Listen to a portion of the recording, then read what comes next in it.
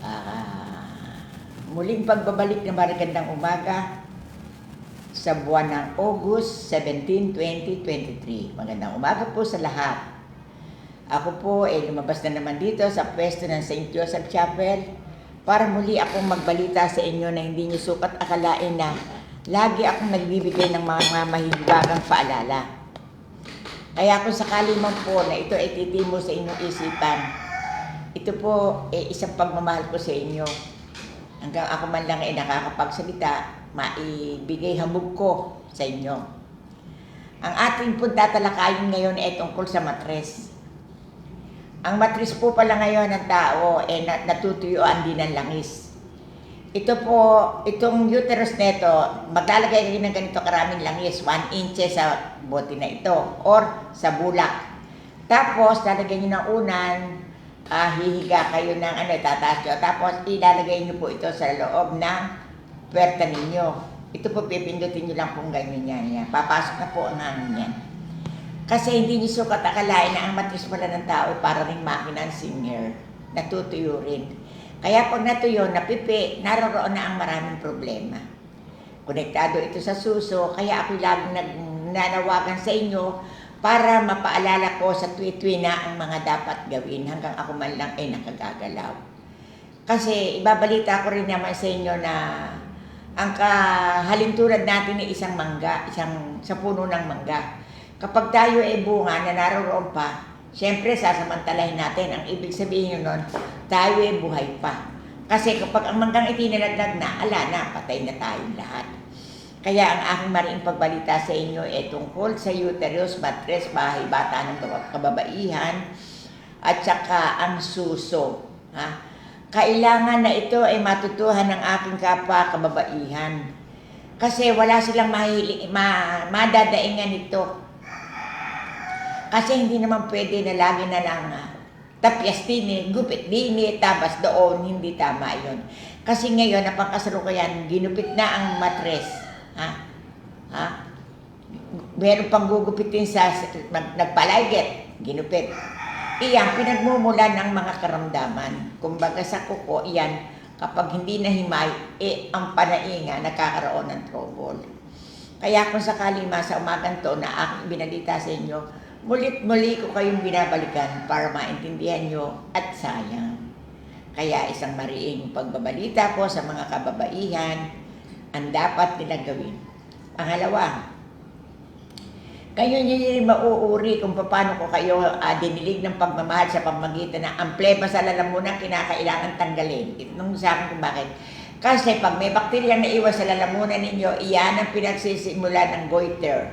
Pag yan ay nabulok, bumaho ang hininga nyo, ala na. Yung kaprasong ka-espili, lalaki na yan ng kasing laki ng ubas, kasing laki ng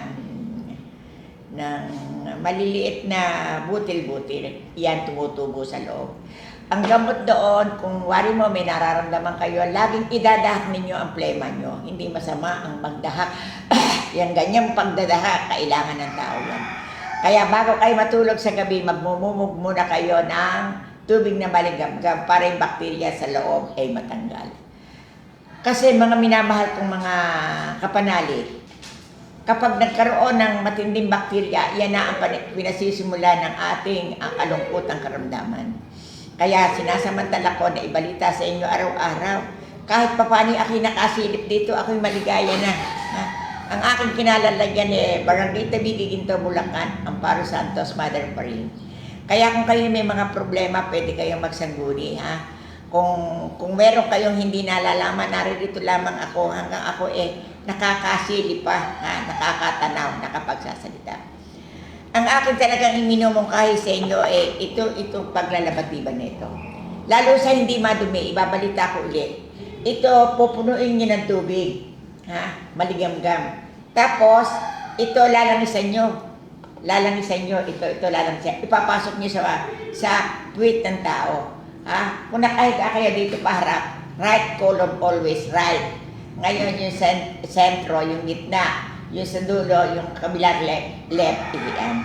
Kaya kung kinakandidato ko man sa inyo itong labatiba, kung kayo hindi makakuha sa mercury o wala, dito meron. Pero sigurado na kasi malayo itong amin.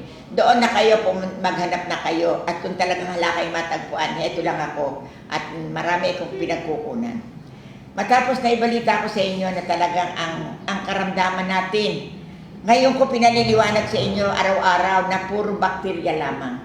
Kasi yung sakit yung bakterya na yan, iepekto sa ano yan, sa atay, sa bato, sa abdo. Ha? Kaya kapag itinalilinis nyo nitong pamamagitan ng labatiban nito na lagi kong sinasabi sa inyo na ang paggamit naman ganito, bagong kain kayo, bagong paligo, uminom kayo ng tubig, walang problema, walang pupunta ka, ayos na ayos ito. Marami na akong karanasan dito kasi since 1984 until now, gumaganap pa ako dito. Dahil ito, ang pinaakyat sa akin ng mahal na Panginoon na ako isang sumampa sa krus. Kaya hindi ko pinagsasawaan at kasi kapag ako'y nawala na, wala na magbabalita sa inyo nito. Kaya sinasamantala ko dito. Ang nais ko baga, magkasali-salin ang balita tungkol sa labatiba, paglilinis. At ang aking pang maibibigay pa sa inyo na panggagamot, kapag hindi kayo madumi, 3 araw kayong iinom ng langis. Kung gusto nyo, 5. Kung gusto nyo, 3. Kung gusto nyo, 6. Lalo yung may mga diabetes, mga kapatid, huwag nyo pabayaan ito na ang dugo nyo ay masyadong maging malubha, dumumi. Kasi nasa dugo lamang lahat ang problema natin. Ha? Ngayon, kung sa sakit naman sa bato, linisin nyo lamang ang inyong bituka. Ha? Linisin nyo ng 20 buwan. Hindi kayo madadiabetes. Nakalulungkot kasi ang magkaroon ng karamdaman dialysis. Kasi kapag kayo natarakan na dito ng emergency dialysis, at dito naman ay fistula dito 70,000, dito 50,000. Hindi yan ang mabigat eh. Ang mabigat yung linggo-linggo problema 2 times o 3 times. At iba pa yung mga pansalit na gastos. Ang aking pagkaupo dito ay hindi isang pang mamagaling sa inyo. Kinakailangan lang na kaya ako nagtsatsaga na tumitindig dito araw-araw para maintindihan ng mga kapwa ko Pilipino ang aking nalalaman. Ang tangi kong masasabi, nag-aral kayo, kay mayaman kayo, kay mahirap kayo, kay pulubi tayo, maglabatiba tayo, kailangan yan para hindi na muling madagdagan ang dinadialysis. Kasi ang aking pagbabalita ay isang napakaliwanag na problehiyo para sa mamamayang Pilipino. Wala kayong maririndigan ng aking nalalaman na ito. Dahil bago ako nagkaganito, napakarami kong pinagdaanan. Hindi nga lang eskwelahan ng aking pinagdaanan, pero sa biyaya ng Panginoon, heto naman ako ngayon at naitindig ko naman. At ang mga binabalita kong ito subok ko na. Kapag kayo ay naglalabatiba, hindi kayo madadialysis. Kasi nalilinis yung loob. Kaya, at nasa pag-iingat din ang kakainin nyo. Kapag kayo meron sakit sa atay, huwag kayong masyadong magkakakain ng taba ng baka. Tapos, pagkaraan, iinom kayo ng soft drinks. Nako, mga kapatid ko, ito ang mapakalakas tumiklo ng karamdaman, lalo-lalo sa bato. Ngayon, para maging maliwanag ang buhay nyo, aayusin nyo. Hindi baling medyo nagugutom-gutom, huwag naman masyadong abusadong laging busog. Kaya ang aking maligayang pagpasok sa araw na ito ay isang paramdam, isang alaala, isang pagmamahal. Para maintindihan nyo kung ano at bakit ako nagtsatsaga rito sa inyo na para kayo bigyan ng pasalubong na pangungusap. Alam nyo siguro, hindi nyo kasasawaan ito para kayong may lola na laging nagpapaalala sa Facebook. At kapag naman kayo swerte, paparandahan kayo ng aking larawan sa nyo. Malalaman nyo kung ano nga ang kailangan nyo. Ano pa, at kay tagal na ng ating mga pinagsamahan na ako'y napapanood ninyo, ang nais ko baga, maging silbing tanim ala-ala. Nagtatanim ako sa inyo. Kasi talagang kung may pagsikat, may paglubog. Maraming nabibiyayaan mga kapatid. Kahit kayo nasa dulo ng mundo, gamitin niyo yan maganda. At kung sakali man wala kayong sa kahirapan hindi nakakaila, wala kayong labatiba, pwede kayong magpakulo ng dahon bayabas, magpakulo kayo ng dahon ng papaya, iinumin niyo yan, ha? Yung sambong, yung ano, basta naniniwala kayo. Mga kapatid, ako'y naririto na sumasalubong sa inyo sa tuwi-tuwi na, ha? Itutuloy naman natin ito sa uterus ng kababaihan. Yung pagkakover ng minsan isang buwan, 1 litro ng tubig, para hindi kayo maopera sa matres, kumukonektado sa suso yan. Kasi ito, ayan ang sitwasyon. Right, left, right. Kaya kung sakali man, huwag nyo may bahagya lamang kayong naramdaman ang gagawin ninyo patabas na kayo ng patabas. Kaya bumabati ako ng maliwanag na umaga sa inyong lahat para maintindihan nyo kung ano ang dapat gawin ng isang tao sa mga karamdaman dumadapo para hindi magkaroon ng napakaraming dinadialysis. Nakalulungkot mga kapatid ang madialysis kasi kapag kayo ay nadialysis, panghabang araw na ang buong pamilya ninyo naroroon, lakad ng lakad, manghihingi ng tulong at subaybay sa may mga kakayanan. Matapos na ibinalita ko sa inyo ang aking mga nalalaman, kapag kayo inaturo ka na dito, emergency dialysis, wala na tayong kinabukasan. Kaya hanggang kayo wala kayong biyak, wala kayong operasyon, pangalagaan nyo ang lahat na ito. Lalong-lalo na yung mga makakate, bakterya lang na hindi nakalalabas yan. Ngayon, iinom kayo ng tubig. Hindi masama na kayo lumagay sa maayos na kalalagyan. Ilagay nyo sa regular. Ipaghalimbawa nyo, kayo ay nakakaramdam. Magsangguni kayo sa doktor. Sasabihin sa inyo, magpakuha kayo ng dugo. Ang gawin naman ninyo, kung ano yung mga vitamin na dapat nyo ilagay, sinupin nyo. Ipaghalimbawa, uminom kayo mga araw-araw na mga 10 araw na itlog, pagkatapos ay kumain kayo ng konting prutas, kumain kayo ng balot, kumain sa kayo pagkain. Kapag kayo sinunod nyo na, hindi malalabo ang mata nyo. Kaya maganda rin ang nagsasangguni sa ating mga family doctor kung ano nararapat gawin.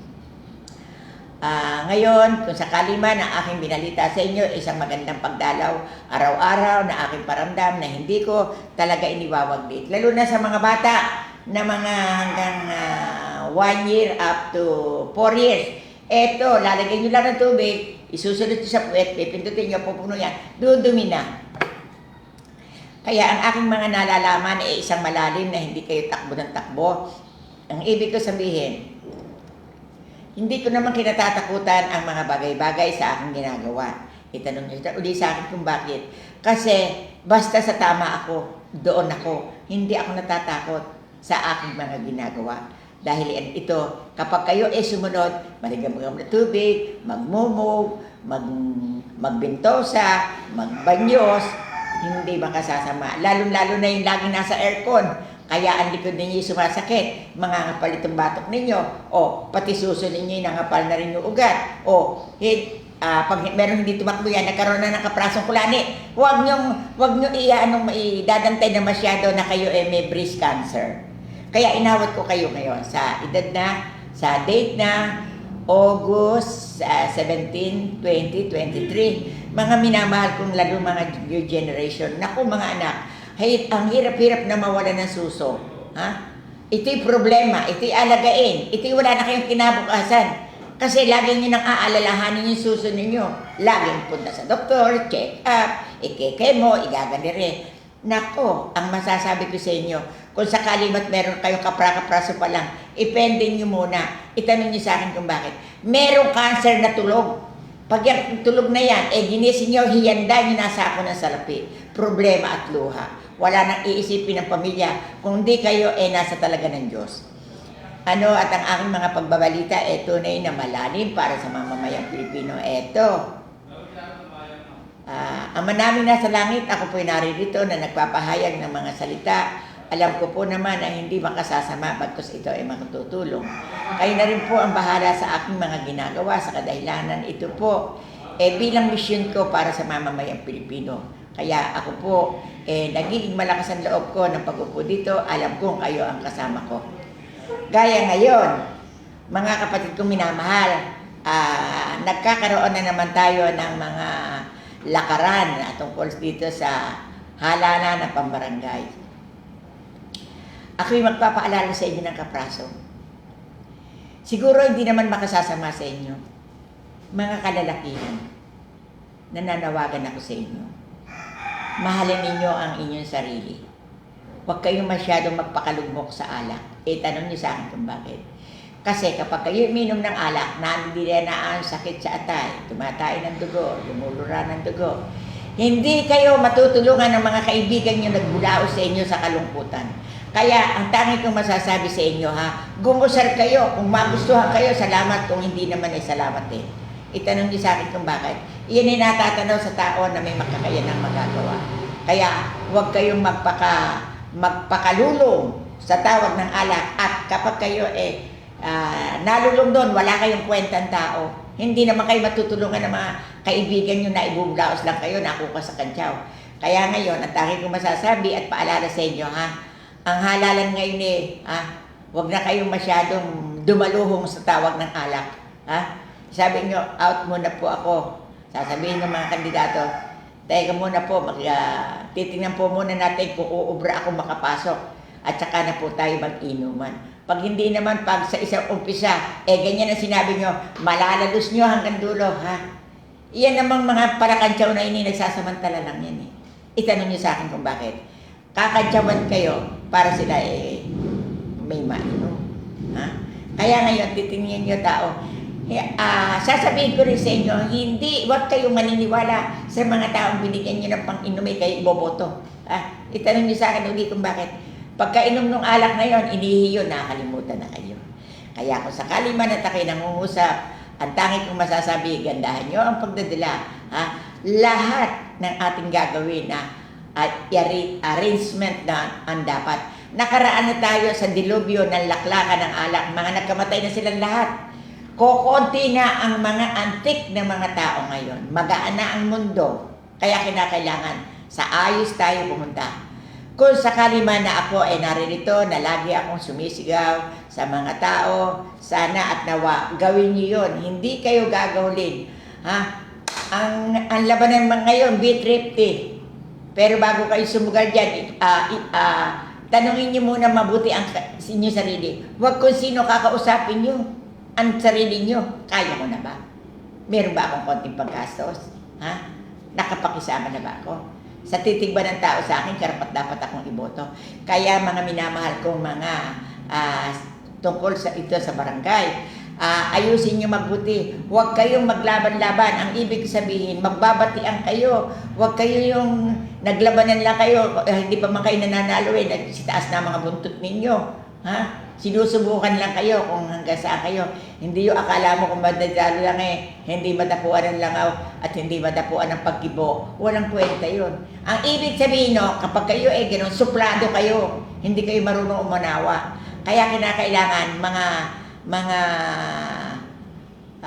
boboto, titingnan nyo rin ang ugali, titingnan nyo rin ang tinyas ng kanyang kakanya ng pagkatao. Makikita yun. Huwag kayong papanik doon. Kasi kapag kayo pumanik sa ganung ugali, manalo man yun, sa inyo man gagawin ninyo. Kaya maging look. Ang tangi kong masasabi, lagi kayong okay. Okay kayo. Kaya ngayon, ang magiging kasabihan, lagi kayong okay sa halalan.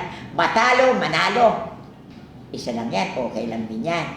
Kaya hindi ko na pakahabaan ang aking balita sa araw na ito at Diyos na ang bahala sa atin. Kaya tatayo ako na muli akong bumabati sa mga nagpa-follow up sa akin sa Facebook. Mga minamahal kong mga kababayan, naririto lamang ako na kung sakali man na meron kayong katanungan, pwede kayong magtanong sa akin kung ano, may number ko ito, anak. Kung ano, number.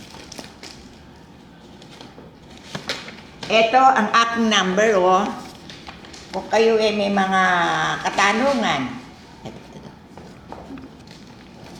Kung kayo may... Ito?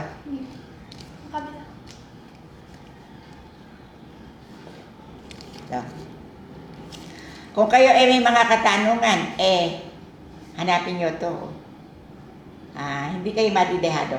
Kasi ang paglalabit iba, mga kapatid kong minamahal, may direksyon yun. May direksyon yun. Kaya kung sakali man, kayo ay gagamit ng labatiba, pwede kayo magtanong, tumawag kayo sa number na ito. Ha? Para sa konti ko naman nalalabing buhay, makatulong pa ako sa inyo. Natutuwa ako na ako ay may nagagawa pa. Kasi ang tao ganito mga kapatid ko minamahal. Pag kayo ay nawala na sa mundo, itatapon na lang kayo doon. Ang tawag doon, basurang tao. Ang ibig sabihin, sa ngayon, eto pa tayo, nakakagawa pa tayo, nagkakausap-usap pa tayo, kahit hindi tayo nakikita, kahit na kayo malayo, nakangiti ang aking puso para sa inyo. Na ang ibig sabihin, heto si Mother Paring, nakalaan na sumaybaybay sa mga may karamdaman, lalo-lalo na sa mga prostate, myoma, at ganoon din sa colon cancer, at sa mga alburanas. Kaya eto, hindi ko na pakahaba sa nagmamahal sa akin. Marami po salamat. Magandang umaga po at bukas po sana muli po tayo magkita-kita. Bigyan pa po sana ako ng konting hininga at bukas muli babalikan kayo. Marami po salamat sa pag nagpa-follow up. Bye po.